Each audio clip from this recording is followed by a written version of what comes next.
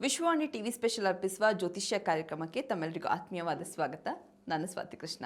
ಒಂದಿಷ್ಟು ಜನ ಅನ್ಕೋತಾರೆ ತಮ್ಮ ಹೆಸರನ್ನ ಬದಲಾವಣೆ ಮಾಡೋದ್ರಿಂದ ಅದೃಷ್ಟ ಏನಾದರೂ ಬದಲಾಗಬಹುದು ಅಂತ ಹೇಳಿ. ಇದು ಎಷ್ಟು ಮಟ್ಟಿಗೆ ನಿಜವಾಗುತ್ತೆ ಅಂತ ಹೇಳೋದನ್ನ ಇವತ್ತಿನ ಸಂಚಿಕೆಯಲ್ಲಿ ತಿಳ್ಕೊಳ್ಳೋಣ. ಇದ್ರ ಬಗ್ಗೆ ಮಾಹಿತಿಯನ್ನು ನೀಡಲಿಕ್ಕೆ ಇವತ್ತು ನಮ್ಮ ಜೊತೆ ಭಾರತೀಯ ಜ್ಯೋತಿಷ್ಯ ವಿಜ್ಞಾನ ಸಂಶೋಧಕರಾಗಿರುವಂತಹ ಮಹಾಬಲಮೂರ್ತಿ ಕೂಡ್ಲಕೆರೆ ಅವರಿದ್ದಾರೆ. ಬನ್ನಿ ಅವರಿಗೆ ಕಾರ್ಯಕ್ರಮಕ್ಕೆ ಸ್ವಾಗತಿಸ್ತಾ ನಮ್ಮ ಕಾರ್ಯಕ್ರಮನ ಶುರು ಮಾಡೋಣ. ಸರ್, ಕಾರ್ಯಕ್ರಮಕ್ಕೆ ಸ್ವಾಗತ ನಿಮಗೆ.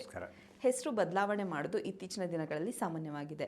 ನಾವು ಇದನ್ನು ಸಾಮಾನ್ಯವಾಗಿ ಎಲ್ಲಿ ನೋಡ್ತೇವೆ ಅಂತ ಹೇಳಿದ್ರೆ, ಸಿನಿಮಾ ಸ್ಟಾರ್ಗಳ ಹೆಸರು ಬದಲಾವಣೆ ಆಗೋದು, ಅಕ್ಷರಗಳು ಅಂದರೆ ಲೆಟರ್ಸ್ ಬದಲಾವಣೆ ಮಾಡುವಂಥದ್ದನ್ನು ನೋಡ್ತೇವೆ.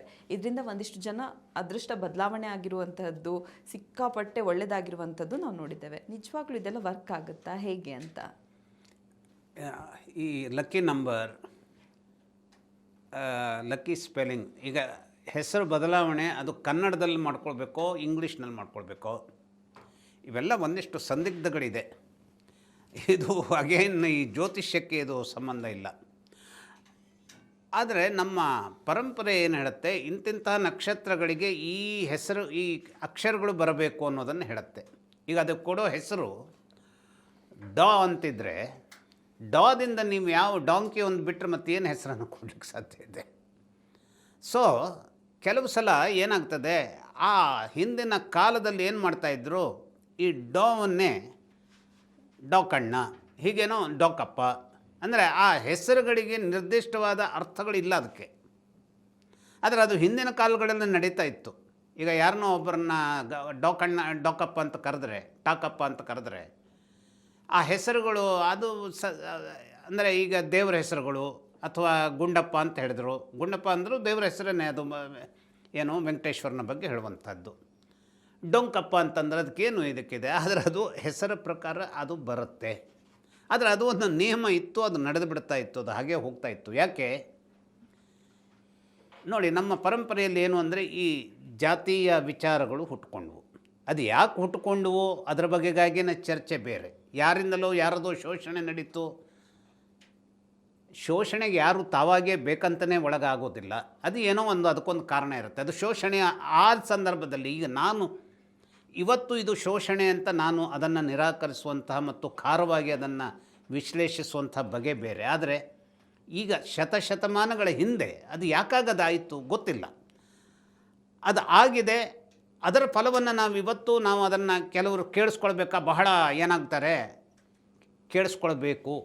ಯಾಕೆಂದರೆ ಇವತ್ತು ನೀವು ನೇರವಾಗಿ ಅದಕ್ಕೆ ಕಾರಣ ಅಲ್ಲದೆ ಹೋದರೂ ಕೂಡ ಒಬ್ಬರ ಆರೋಪ ನಿಮ್ಮ ಮೇಲೆ ಇದೆ ಇದರ ಬಗೆಗಾಗಿ ಅಂತ ಹೇಳಿದಾಗ ಅದನ್ನು ನೀವು you have to observe it. ಆಗ ಅಬ್ಸರ್ವ್ ಮಾಡಿದಾಗ ಅವರಿಗೆ ಅರ್ಥವಾಗಬಹುದು, ಇದಕ್ಕೆ ಇವನು ಕಾರಣ ಅಲ್ಲ, ಇವರು ಕಾರಣ ಅಲ್ಲ, ಅಥವಾ ಆ ಕೋಪ ಅವರಿಗೆ ಎದ್ದೇಳಬಹುದು. ಹಾಗೆ ಈ ಅನೇಕ ರೀತಿಯ ನಮ್ಮ ಈ ಮನಸ್ಸಿನ ಸಂದರ್ಭದ ಅನೇಕ ಆಕಾರಬದ್ಧವಾದಂತಹ, ವಿಕೃತವಾದಂತಹ, ಅನೇಕ ಸುಸಂಬದ್ಧ ಅಲ್ಲದೆ ಹೋದಂತಹ ಅನೇಕ ವಿಚಾರಗಳ ನೆಲೆಯಲ್ಲಿ ನಾವಿವತ್ತು ಈ ಹೆಸರಿನ ಸಂದರ್ಭವನ್ನು ಸೇರಿಸ್ಕೊಂಡ್ರೆ, ಮತ್ತಲ್ಲಿ ಆಗುವಂಥದ್ದೇನು, ಈಗ ಜಯಲಲಿತಾ ಅಂತ ಅವರು ಚೇಂಜ್ ಮಾಡಿಕೊಂಡ್ರು.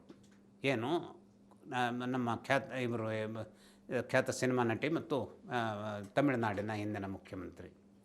2 ಎಗಳನ್ನು ಅವರ ಕೊನೆಯ ಇದರಲ್ಲಿ ಮುಂದೆ TH ಮುಂದೆ ಏನೋ ಅವ್ರು ನಂತರದಲ್ಲಿ ಅವರ ಇಡೀ ಇದೇ ಹಾಗಾದರೆ ಚೇಂಜ್ ಆಯಿತು. ಹಾಗಾದರೆ ಚೇಂಜ್ ಆದಂತಹ ಜಯಲಲಿತಾ ನಂತರದಲ್ಲಿ ಯಾತನಾಮಯವಾದಂತಹ ಒಂದು ಜೀವನವನ್ನು ಸಾಗಿಸಿದರೇನೋ ಅಂತ ನಮಗನಿಸಬಹುದಾದಂತಹ ಜೀವನ ಯಾಕೆ ಅವರಿಗೆ ಬಂತು? ಹಾಗಾದರೆ ಅಕ್ಷರಕ್ಕೂ ಇದಕ್ಕೂ ಸಂಬಂಧ ಇಲ್ವಾ, ಹೆಸರಿಗೂ ಇದಕ್ಕೂ ಸಂಬಂಧ ಇಲ್ವಾ ಅಂತ ಕೇಳ್ಕೊತೋದ್ರೆ,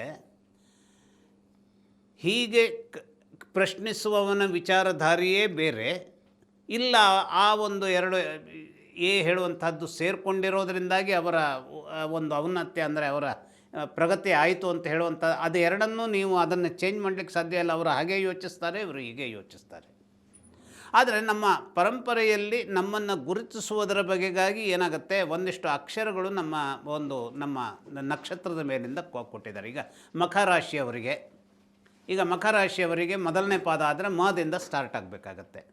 ಆದರೆ ನನಗೆ ಈ ಮದಿಂದ ಯಾವ ಹೆಸರುಗಳು ನನಗೆ ಅಂದರೆ ಮಹೇಶನೋ ಇದೆಲ್ಲ ಇನ್ನೇನೋ ಒಂದು ನಾನು ಹೇಳ್ತೇನೆ, ನಾನು ಈ ಮದಿಂದ ಸ್ಟಾರ್ಟ್ ಆಗುವಂಥದ್ದು ಮತ್ತೇನೋ ಹೇಳ್ತೇನೆ. ಈಗ ನನಗೆ ಮಹಾಬಲ ಮೂರ್ತಿ ಕೊಡ್ಲೆಕೆರೆ ಅಂತ ಹೇಳುವಾಗ ಇದು ವಿಶಿಷ್ಟವಾದ ಮಹಾಬಲೇಶ್ವರ ನೆನಪಾಗುತ್ತೆ. ಮಹಾಬಲ ಮೂರ್ತಿ ಅಂತ ಹೋಗೋ ಕೆಲವರು ಒದ್ದಾಡ್ತಾರೆ. ಮಹಾಬಲ ಮೂರ್ತಿ ಕೊಡ್ಲೆಕೆರೆ ಹೇಳುವಲ್ಲಿವರೆಗೆ ಅವರು ದಣದು ಹೋಗ್ತಾರೆ. ಅಂದರೆ ಅದು ಈ ಮೂರನ್ನು ಏನೇನೋ ಅಂದರೆ ಒಂದು ಹೆಸರು ಅದು ಏನೋ ಒಂದು ಸಣ್ಣ ಫಾರ್ಮ್ನಲ್ಲಿದ್ದರೆ ಅದು ಅನುಕೂಲವೇನೋ ಅಂತ ಕೆಲವರು ಯೋಚಿಸ್ತಾರೆ.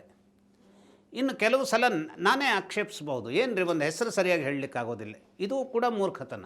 ಅಂದರೆ ನನ್ನ ಹೆಸರನ್ನು ಅವನು ಸರಿಯಾಗಿಯೇ ಹೇಳಬೇಕು ಅಂತ ನಾನು ನಿರೀಕ್ಷೆ ಮಾಡೋದಿದೆಯಲ್ಲ, ಅದು ಕೂಡ ನನ್ನ ಮೂರ್ಖತನ. ಹಾಗೆಯೇ ಕೆಲವು ಸಂದರ್ಭದಲ್ಲಿ ವಿಚಿತ್ರವಾಗಿ ಹೆಸರನ್ನು ಬದಲಾಯಿಸ್ಕೊಳ್ಳೋದು ಕೂಡ ಕೆಲವು ರೀತಿಯ ಒಂದಿಷ್ಟು ವಿಚಾರಗಳಲ್ಲಿ ಅದು ಸ್ವಲ್ಪ ಈಸಿಯಾಗಿ ಕಾಣ್ತದೆ. ಈಗ ಕುಮಾರನ್ ಅಂತ ಇದೆ ಅಂತ ಇಟ್ಕೊಳ್ಳಿ, ಅವರು ಕುಮಾರೇಶ್ವರ್ ಅಂತ ಮಾಡ್ತಾರೆ. ವಿಶ್ವೇಶ್ವರ ಅಂತ ಇದೆ ಅಂತ ಇಟ್ಕೊಳ್ಳಿ, ಅವರು ವಿಶ್ವಮೂರ್ತಿ ಹೀಗೇನೋ ಚೇಂಜ್ ಮಾಡ್ಕೊಳ್ತಾರೆ. ಅಲ್ಲಿ ಎಗೇನ್ ಇವೆಲ್ಲ ಹೇಗೆ ಅಂತಂದರೆ ನಮಗೆ ಈಗ ನಾವು ಯೋಚನೆ ಮಾಡುವಂಥ ಒಂದು ಕ್ರಮ ಇದೆ. ಈಗ ನಮ್ಮೊಬ್ಬರ ಗೆಳೆಯರಿದ್ದಾರೆ, ಅವರು 2019 ಒಂದು ಈ ಲೋಕಸಭಾ ಎಲೆಕ್ಷನನ್ನು ಅವರು ನೆನಪಿಟ್ಕೊಳ್ತಾರೆ. ಆಗ ಅವರು ಇಲ್ಲಿ ಈ 2019ನೇ ಇಸ್ವಿ ಎಲೆಕ್ಷನ್ನಲ್ಲಿ ಎಷ್ಟು ಜನ ಅನ್ನುವಂಥ ಅಕ್ಷರದಿಂದ ಬಂದಂಥವ್ರು ಗೆದ್ದಿದ್ದಾರೆ ಹೇಳುವಂಥ ಎಲ್ಲ ಲಿಸ್ಟ್ಗಳನ್ನು ಅವರು ಮಾಡ್ತಾರೆ. ನೋಡಿ, ಇಂಥವರು ಅನ್ನುವಂಥವ್ರು ಕುಂಭರಾಶಿಗೆ ಸೇರಿದವರು, ಹಾಗಾಗಿ ಅವರಿಗೆ ಗೆಲುವಾಯಿತು. ಹಾಗಾಗಿ ಕುಂಭರಾಶಿಯವರಿಗೆಲ್ಲ ಏನು ಹೇಳ್ತಾರೆ ಅವರು, ಜಕಾರದಿಂದ ಪ್ರಾರಂಭ ಮಾಡಿಕೊಡಿ. ಇನ್ನೊಬ್ಬರು ಯಾರೋ ಅದನ್ನು ಜಕಾರದಿಂದ ಏನೋ ಪ್ರಾರಂಭ ಮಾಡ್ಕೊಳ್ಳುವಂಥದ್ದಕ್ಕೆ ಮುಂದೆ ಹೋಗುವಂಥದ್ದು ಅಂದರೆ ಈ ಸ್ಟ್ಯಾಟಿಸ್ಟಿಷಿಯನ್ ಇದ್ದಾರಲ್ಲ, ಯಾವುದು ಈ ಅಕ್ಷರಗಳಿಂದಲೇ ನಾನು ಬಹಳ ಮಹತ್ವದ ಒಂದು ವಿಚಾರ, ಅವರ ಹೆಸರು ಹೇಳೋದಿಲ್ಲ. ಅವರು ಆ ದಿನ ಏನು ಅಂದರೆ ವಿಶ್ವಾಸ ಗೊತ್ತುವಳಿ ಸೂಚನೆ ಬಂದಾಗ ಸೋಲ್ತಾರೆ.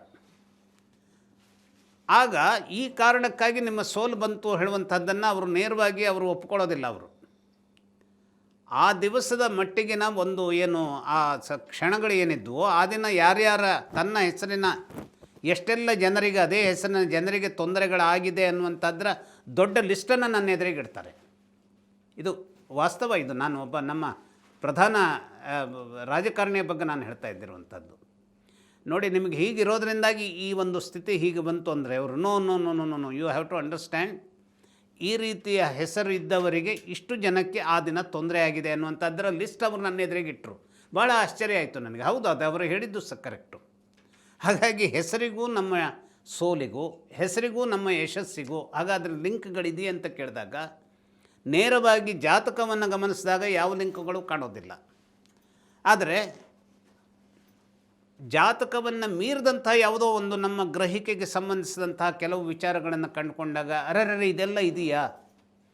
ಈಗ ಮೊನ್ನೆ ಯಾರೋ ಒಬ್ಬರು ಅಮೆರಿಕಾದಿಂದ ಬಂದ ನನ್ನೊಬ್ಬರು ಫ್ರೆಂಡು, ಸುಮಾರು 86-88ರ ಘಟ್ಟದಲ್ಲಿ ಹುಟ್ಟಿದಂತಹ ಅನೇಕರ ಲಿಸ್ಟ್ಗಳನ್ನು ನನಗಿಟ್ಟುಬಿಟ್ರು. ನೋಡಿ, ಇವರೆಲ್ಲ ಈ ಜೀವನದಲ್ಲಿ ತೊಂದರೆಯನ್ನು ಅನುಭವಿಸಿದ್ದಾರೆ.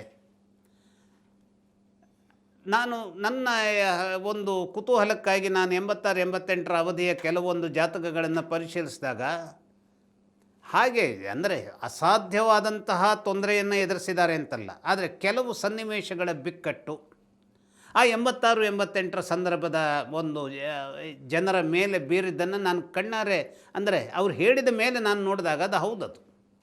ಈಗ ಕೆಲವರು ಏನು ಮಾಡ್ತಾರೆ, ಈಗ ಡಾಕ್ಟ್ರ್ ಹೇಳ್ತಾರೆ ನಿನ್ನೆವರೆಗೂ ಚೆನ್ನಾಗಿದೆ, ಅದ್ಭುತವಾಗಿದೆ ಮಗು, ಅದ್ಭುತವಾಗಿದೆ. ಸಾಯಂಕಾಲಕ್ಕೆ ಏನು ಹೇಳ್ತಾರೆ, ಅಯ್ಯೋ ಮಗುಗೆ ಕೊರಳಿಗೆ ಇದು ಸುತ್ಕೊಂಡು ಬಿಟ್ಟಿದೆ, ಈಗ ಇನ್ನೊಂದು 2-3 ದಿನದೊಳಗೆ ಅದು ಆಪ್ರೇಷನ್ ಆಗಲೇಬೇಕು. ಸಹಜವಾಗಿ ಅವರು ಜ್ಯೋತಿಷ್ಯ ಹತ್ರ ಬಂದು ಏನು ಸರಿಯಾದ ದಿನಾಂಕವನ್ನು ನಮಗೆ ಕೊಡಿ. ದಿನಾಂಕವನ್ನು ತಾಯಿ ಮತ್ತು ಮಗುವಿಗೆ ತೊಂದರೆ ಆಗದೆ ಹೋದ ರೀತಿಯ ಹೆರಿಗೆ ಆಗುವ ಹಾಗೆ ದಿನಾಂಕವನ್ನು ಕೊಡಬಹುದೇ ವಿನಃ ಆ ಮಗು ಹೇಳುವಂತಹದ್ದು ಇಡೀ ಜೀವನದಲ್ಲಿ ತೊಂದರೆಯೇ ಬರದೇ ಹೋದಂತಹ ಒಂದು ಕ್ಷಣವನ್ನು ನಿರ್ಮಾಣ ಮಾಡಿಕೊಡ್ಲಿಕ್ಕಾಗೋದಿಲ್ಲ. ಆದರೆ ಈ ಹೆಸರು ಅನ್ನುವಂಥದ್ದೇನಿದೆ, ಹೆಸರು ಅನ್ನುವಂಥದ್ದನ್ನು ಒಂದು ಚೇಂಜಸ್ ಅಂತ ಹೇಳುವಂಥದ್ದು ಆದಾಗ ಅಥವಾ ಸ್ಪೆಲ್ಲಿಂಗ್ನಲ್ಲಿ ಚೇಂಜ್ ಆದಾಗ, ನಾನು ಇನ್ನೂವರೆಗೂ ಕನ್ನಡದಲ್ಲಿ ಹೆಸರನ್ನು ಚೇಂಜ್ ಮಾಡಿಕೊಂಡು ಕನ್ನಡದ ಇದನ್ನು ನಾನು ಆಲ್ಫಾಬೆಟ್ಸನ್ನು ಚೇಂಜ್ ಮಾಡ್ಕೊಂಡಿದ್ದೇನೆ, ಹಾಗಾಗಿ ನನಗೆ ಸಕ್ಸಸ್ ಸಿಕ್ತು ಅಂತ ಹೇಳಿದವ್ರನ್ನ ಯಾರನ್ನೂ ಕೇಳಿಲ್ಲ. ಅವರೆಲ್ಲ ಮಾಡಿದಂಥದ್ದು ಇಂಗ್ಲೀಷ್ನಲ್ಲಿ ಈ ರೀತಿಯಲ್ಲಿ ಮಾಡಿಕೊಂಡೆ ನಾನು. ಇದು ನಾನು ಏನೋ ಒಂದು ಇದಿದ್ದಂಥದ್ದನ್ನು ಏನು ವಿಶ್ವೇಶ್ವರ ರಾವ್ ಅಂತ ಇರುವಂಥದ್ದನ್ನು ವಿಶ್ವೇಶ್ವರಾವ್ ಅಂತ ಮಾಡಿಕೊಂಡೆ. ಹೀಗೇನೋ ಒಂದು ಅದನ್ನು ಇಂಗ್ಲೀಷ್ನಲ್ಲಿ ಮಾಡ್ಕೊಂಡಿದ್ರ ಬಗ್ಗೆ ಮಾತ್ರ ಹೇಳ್ತಾರೆ ಹೊರತು, ಇಂಗ್ಲೀಷ್ನ ಸ್ಪೆಲ್ಲಿಂಗನ್ನು ಮಾತ್ರ ಹೇಳ್ತಾರೆ ಹೊರತು ಕನ್ನಡದ. ಹಾಗಾಗಿ ನಮ್ಮ ಮನಸ್ಸಿನ ಮೂಲೆಯಲ್ಲೂ ಕೂಡ ಕೆಲವು ವಿಚಾರಗಳು ಏನಾಗುತ್ತೆ ಅಂತಂದರೆ, ನಮ್ಮ ವಾಸ್ತವವನ್ನು ಮೀರಿ ಅವಾಸ್ತವವನ್ನು ಹಿಡಿಯುವುದ ಸಂದರ್ಭದಲ್ಲಿ ಆ ಅವಾಸ್ತವದಲ್ಲೂ ಕೂಡ ಇರಬಹುದಾದ ಪರಿಶುದ್ಧವಾದಂತಹ ದಿವ್ಯದ ಬಗ್ಗೆ ನಮ್ಮ ಯಾಚನೆ ಇರುತ್ತೆ. ಮತ್ತು ಆ ಯಾಚನೆಯ ಸ್ವರೂಪವಾಗಿ ಅಲ್ಲಿಂದ ಯಾವುದೋ ಒಂದು ಸಿದ್ಧಿ ನಮಗೆ ಸಿಕ್ಕದ ಹಾಗೆ ಅನಿಸುವಂಥ ಭಾವನೆ ನಮಗೆ ಬರುತ್ತೆ. ಅದು ಭ್ರಮೆ ಅಂತ ನಾನು ಕರೆಯೋದಿಲ್ಲ. ಆ ಭಾವನೆ ನಮ್ಮಲ್ಲಿ ಬರುತ್ತೆ. ಆ ಭಾವನೆಯೇ ಒಂದು ನಮ್ಮನ್ನು ಅದ್ವಿತೀಯವಾದಂಥ ಒಂದು ಶಕ್ತಿಯನ್ನು ಹೊಂದೋದಕ್ಕೆ ಒಂದು ಮೂಲಭೂತವಾದಂಥ ತಳಹದಿಯನ್ನು ನಿರ್ಮಾಣ ಮಾಡಿಕೊಡುತ್ತೆ. ಹಾಗಾಗಿ ಇವೆಲ್ಲ ಏನು ಅಂದರೆ, ಯಾವುದೋ ಅನೂಹ್ಯವಾದಂತಹ, ನಾವು ಊಹಿಸಲಿಕ್ಕೆ ಸಾಧ್ಯವಾಗದೇ ಹೋದಂತಹ, ಅಮೂರ್ತವಾದಂತಹ, ಅದು ಸಂಭವಿಸಬಹುದು ಅಂತ ನಮಗೆ ಅನಿಸೋದಿಲ್ಲ, ಆದರೆ ಅದು ಮೂರ್ತಿಯಾಗಿ ನಿಂತುಕೊಳ್ಳುತ್ತೆ. ಅಂಥದ್ದು ಅಮೂರ್ತವಾದಂಥದ್ದು ಮೂರ್ತವಾಗಿ ನಿಂತುಕೊಳ್ಳುತ್ತೆ. ಹಾಗೆಯೇ ಕೇವಲ ಭ್ರಮೆಯಾಗಿರುವಂಥದ್ದು ವಾಸ್ತವವಾಗಿ ಬಂದು ನಿಲ್ಲುವಂಥ ಒಂದು ಚೌಕಟ್ಟನ್ನು ಪಡೆದುಕೊಳ್ಳುತ್ತೆ. ಈ ಎಲ್ಲ ನಿಟ್ಟಿನಲ್ಲಿ ನೋಡಿಕೊಂಡಾಗ ಅದಕ್ಕೆ ಅನೇಕ ಉದಾಹರಣೆಗಳು ನಮಗೆ ಸಿಗುವಾಗ, ಈ ಹೆಸರಿನ ಬದಲಾವಣೆ ಅಥವಾ ಸ್ಪೆಲ್ಲಿಂಗಿನ ಬದಲಾವಣೆ ಅಥವಾ ಲಕ್ಕಿ ನಂಬರ್ ಅಥವಾ ಲಕ್ಕಿ ಕಲರ್ ಅಥವಾ ನಾನು ಯಾವೆಲ್ಲ ಹೆಸರಿನವರ ಜೊತೆಗೆ ನಾನು ನನ್ನ ಪಾರ್ಟ್ನರ್ಶಿಪ್ಪನ್ನು ಮಾಡಿಕೊಳ್ಳಿ, ಅಥವಾ ನಾನು ಯಾವ ಹೂವಿನ ಜೊತೆಗೆ ನಾನು ಹೂವನ್ನು ಇಂಥ ದೇವರಿಗೆ ಅರ್ಪಿಸೋದರ ಮೂಲಕವಾಗಿ ನನ್ನ ಒಳಿತುಗಳನ್ನು ನಾನು ಸಂಪಾದಿಸ್ಕೊಳ್ಳಿ. ಕೆಲವರು ಬರ್ತಾರೆ, ಯಾವ ದೇವರನ್ನು ನಾನು ಆರಾಧಿಸಲಿ, ನೀವು ಗಣಪತಿಯನ್ನು ಆರಾಧಿಸಬೇಕು ಅಂತ ಹೇಳಲಿಕ್ಕಾಗತ್ತಾ? ಇಲ್ಲ, ನೀವು ಬರೀ ಮಹಾಬಲೇಶ್ವರನನ್ನು ಆದರೆ ಅವರಿಗೊಂದು ಬೇಕು. ಯಾಕೆಂದರೆ ಆ ದೇವರಲ್ಲಿ ಅವರು ಅದನ್ನು ಅವಾಸ್ತವದಲ್ಲೂ ಆ ವಾಸ್ತವ ಶುದ್ಧಿಯನ್ನು ಕಂಡುಕೊಳ್ತಾರೆ, ಆ ದಿವ್ಯವನ್ನು ಕಂಡುಕೊಳ್ತಾರೆ. ಅದು ಅವರ ಮನಸ್ಸಿನ ಏನು ಒಂದು ಮಾಯೆ, ಅದು ಅಷ್ಟೇ. ಹಾಗಾಗಿ ಆ ನಿಟ್ಟಿನಲ್ಲಿ ನೀವು ಹೇಳಿದಂತಹ ಏನು ಈ ಮಾಯೆ, ಹೆಸರಿನ ಬದಲಾವಣೆ ತಂದು ಕೊಡಬಾರದು ಅಂತ ನಾನು ಹೇಳೋದಿಲ್ಲ. ಖಂಡಿತವಾಗಿ ತಂದುಕೊಟ್ಟ ನನಗೆ ಒಳಿತಾಗಿದೆ ಅನ್ನುವಂಥದ್ದು ಬಹಳಷ್ಟು ಜನ ನನಗೆ ಹೇಳಿದಂಥವರಿದ್ದಾರೆ. ಮತ್ತು ನನ್ನ ಮೂಲದ ಹೆಸರು ಇಂಥದ್ದು, ಈಗ ನಾನು ಇದನ್ನು ಬಳಸ್ಕೊಳ್ತಾ ಇದ್ದೇನೆ. ಜಾತಕ ಹಾಕುವಾಗ ಅದು ಅದೇನು ಮಾಡೋದಿಲ್ಲ. ನಿಮ್ಮದು ಜೀವನ ಅಂತಿದೆಯೋ ಜೀವನ ಮೂರ್ತಿ ಅಂತಿದೆಯೋ ಅದು ಏನು ಮಾಡೋದಿಲ್ಲ. ಆದರೆ ಜೀವನ ಮೂರ್ತಿಯನ್ನು ಜೀವನಕ್ಕೆ ಮಾತ್ರ ಕಡಿಮೆ ಮಾಡಿಕೊಂಡಾಗ, ಜೀವನವನ್ನು ಬರೀ ಜೀವನ ಮೂರ್ತಿ ಅಂತ ಮಾಡಿಕೊಂಡಾಗ ಅವರು ಕಂಡುಕೊಂಡಂಥ ಅವರು ನಿರೀಕ್ಷಿಸಿದಂಥ ಒಂದು ಯಶಸ್ಸು ಬಂದಂತಹದ್ದನ್ನು ಅವರ ಅನುಭವದಲ್ಲಿ, ಆ ಅನುಭವದ ನೆಲೆಯಲ್ಲಿ ನಾನು ಅದನ್ನು ಕಂಡವನಾಗಿರೋದ್ರಿಂದ ಏನೋ ಒಂದು ಮಾಯೆ ಅಲ್ಲಿದೆ, ಅದು ಭ್ರಮೆ ಅಲ್ಲ ಅನ್ನುವಂಥದ್ದನ್ನು ಹೇಳ್ಬೋದು. ಹೆಸರು ಬದಲಾವಣೆಯಿಂದ ಅದೃಷ್ಟ ಬದಲಾಗುತ್ತಾ ಇಲ್ವಾ ಅಂತ ಹೇಳೋದನ್ನು ಇವತ್ತಿನ ಸಂಚಿಕೆಯಲ್ಲಿ ತಿಳ್ಕೊಂಡ್ವಿ. ಇದೇ ರೀತಿ ಇಂಟ್ರೆಸ್ಟಿಂಗ್ ವೀಡಿಯೋಸ್ಗಾಗಿ ವಿಶ್ವಾನಿ ಟಿವಿ ಸ್ಪೆಷಲ್ ಯೂಟ್ಯೂಬ್ ಚಾನಲ್ನ ಸಬ್ಸ್ಕ್ರೈಬ್ ಮಾಡಿ. ಈ ವಿಡಿಯೋ ನಿಮ್ಗೆ ಇಷ್ಟವಾದರೆ ಲೈಕ್ ಮಾಡಿ, ಶೇರ್ ಮಾಡಿ. ಧನ್ಯವಾದಗಳು.